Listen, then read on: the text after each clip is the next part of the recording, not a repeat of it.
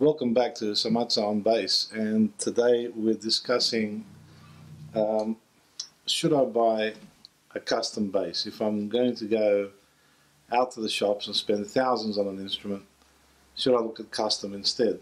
And the answer to that is not as simple as you may think. It's a yes and a no, depending on exactly what you're looking for.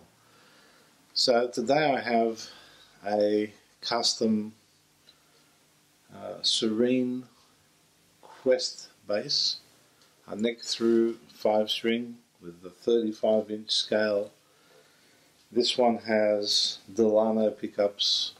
It has a Bartolini 3-band circuit active. It's got a Coco Bolo top. There's some maple. Let's bring that up close so you can see that. So there's a Coco Bolo, and then maple, and then mahogany in the centre, and the same on the reverse side. And you can see it's got some really nice wooden covers for the control plates. It's a beautiful looking instrument. Ebony fretboard, 24 frets. It's got a nice small headstock which helps the balance. And all in all, it's a really solid, well-made instrument. But the question really is, do you need one? What's the difference between this custom-made bass and a high-end, as we discussed before, I think the Fender USA Deluxe Jazz?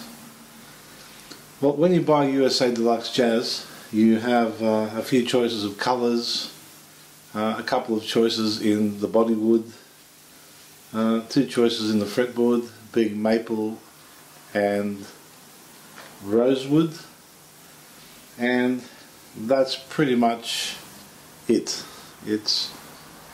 You've got a few options to choose from. There's some colours, for example, you can't get with the maple fretboard, so that's unless you go to the Fender custom shop, and then it costs you a lot more. With a custom bass, you actually get to choose the actual piece of wood that's going into it.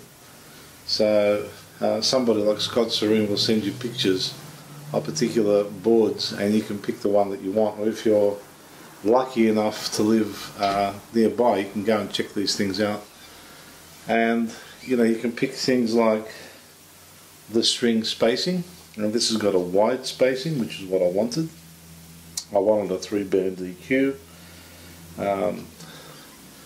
I wanted it neck through. I wanted it 35-inch scale. I could have made it 33-inch if I wanted to, or 34-inch. All available options. I like the 35.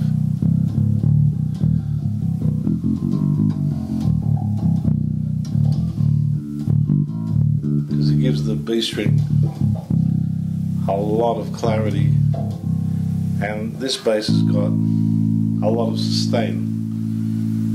And you can go from the neck pickup, which sounds quite buttery, and to the bridge pickup,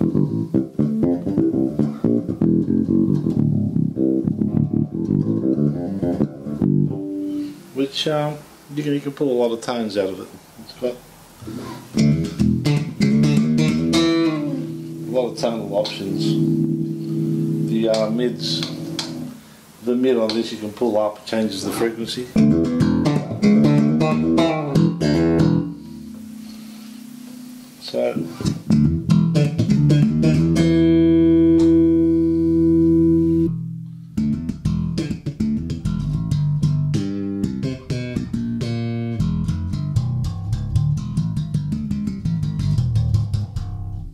So there's all those sorts of things. So it is quite a bit more expensive than the Fender, but you can choose the neck profile, the width of the nut, width of the bridge, as I mentioned, the woods.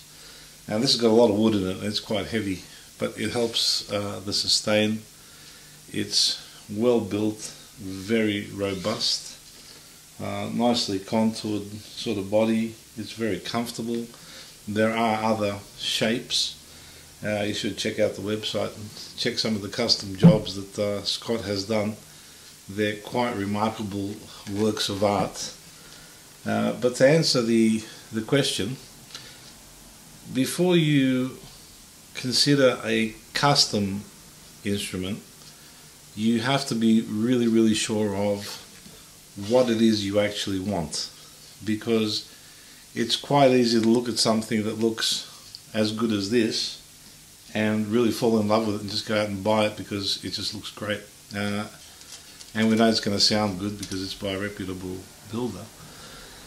However, not everybody likes the neck on this. I love it. It's big, it's wide, it's kind of like a 5-string P bass sort of feel, and the wider spacing, which you need to get used to if you're used to a narrow spaced 5-string, for example.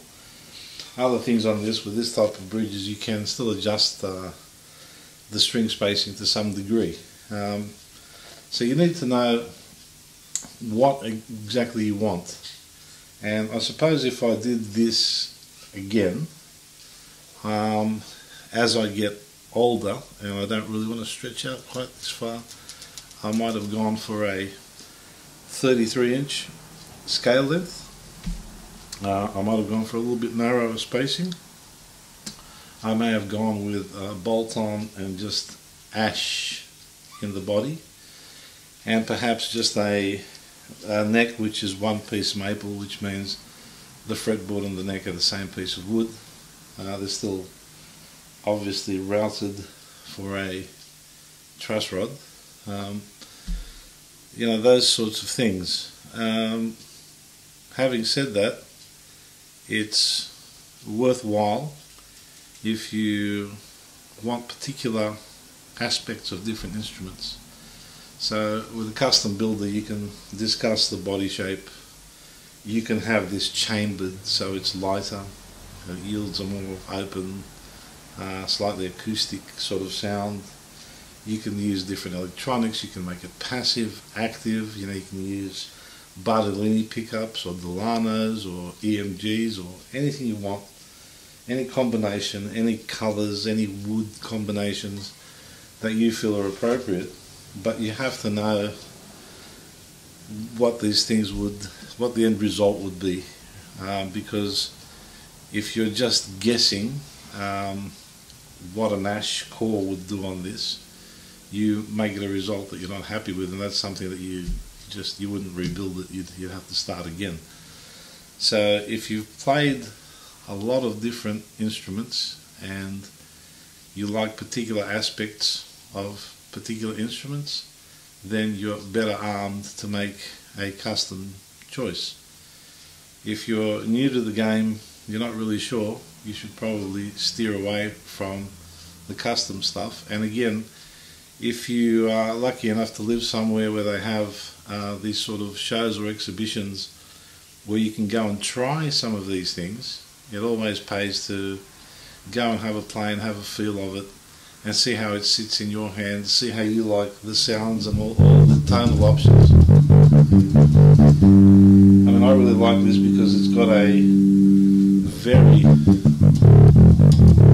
very robust sound, and it's got a sort of growl in the right place. It cuts through the heavy drums and guitars, and I know this because occasionally I've had friends of mine who are bass players come to a gig and I've let them sit in for a set and play, and I've gone out and listened to it, and it sounds even better at a distance than it does sort of when you're close to your amp or whatever.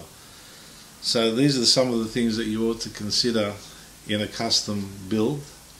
Make sure that you absolutely know what options you have and why you would choose those options, and that will successfully translate into a good custom instrument that you will keep for your whole life, really.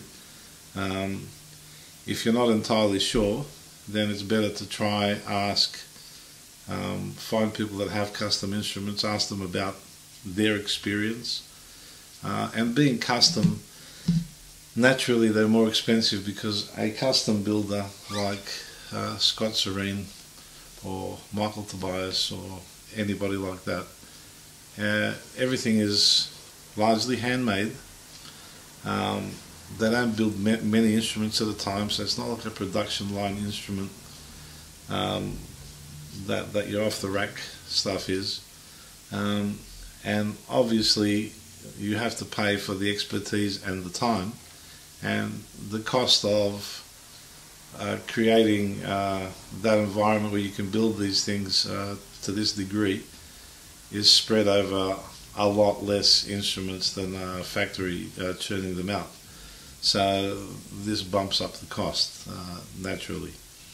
So they are, as like this one is, a real work of art, a really nice instrument to play. It fits me like a glove, because this is what I asked for, and for me it's very playable. I could put this in somebody else's hands, like I said, and they would say the neck's too wide, too thick. It's a bit unwieldy for somebody with, say, smaller hands. For me, it's a good fit. So there's some of the choices that you have, and it pays to make the right decisions up front.